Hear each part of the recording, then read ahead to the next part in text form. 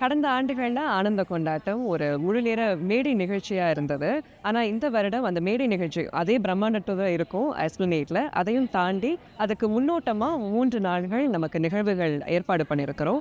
இதுல 5 நிகழ்வுகள் ஏற்பாடாகி இருக்கின்றன.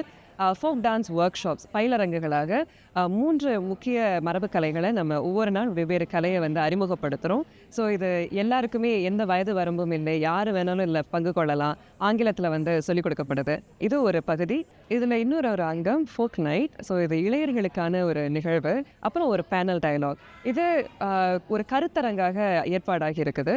இந்த ஆண்டு 18 மரபு கலைகளை நம்ம மேடையேற்றோம். இது தமிழ்நாடு, பெங்கால், ஒடிஷா அப்படின்னு பலவித இந்திய ஸ்டேட்ஸ்லேயே சேர்ந்த பலவித மரபு கலைகளை நம்ம மேடையேற்றோம். அதோட சீன மலாய் கலாச்சாரத்திலிருந்து சில கலைகள் நம்ம ஆனந்த கொண்டாட்டத்தில் இணையுது. So I've been holding this position as a leader of the troupe of Kesenian Teja Timur since 2008. What we are bringing is Kuda Kepang, which is one of the art form. It's called Sente Rewe. For me, it's one of the best experience because we can work together with other artists from a different ethnic, different background. You know, that's why we can learn each other and exchange knowledge of how we can expand more our performing arts industry. Kuda Kepang in Singapore is established in 1948.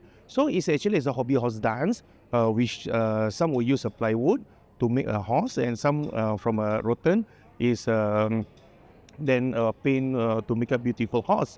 And this is folk arts in Javanese, which originated from Kediri, from East Java. பேசிக்காக எனக்கு இந்த folk arts இதில் வந்து ரொம்ப interest. So ஆனந்த கொண்டாட்டம் வந்து அவங்களோட objective எல்லாமே வந்து அந்த அடுத்த ஜெனரேஷனுக்கு, அடுத்த தலைமுறைக்கு எடுத்துகிட்டு போகணும்.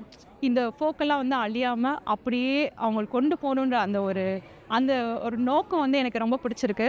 ஸோ எனக்கும் குழந்தை இருக்காங்க. ஸோ அவங்களுக்கும் அதை எடுத்துகிட்டு போகணும், அவங்களாம் இதை கற்றுக்கணும். அடுத்த ஜென்ரேஷன் இப்போ பார்க்கும்போது முன்னாடியை விட இந்த வருஷம் வந்து நிறையா யங்ஸ்டர்ஸ் பார்ட்டிசிபேட் பண்ணுறாங்க. நீங்கள் பார்த்துப்பீங்க குட்டி குழந்தைங்கள்லாம்.